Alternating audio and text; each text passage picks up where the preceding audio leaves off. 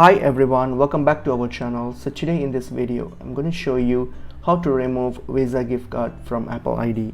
So let's get into the video. So go to your settings, and then once you get to your settings here, settings option on your iPhone, click on your ID, so your name, just click on it. That will take you to your Apple ID.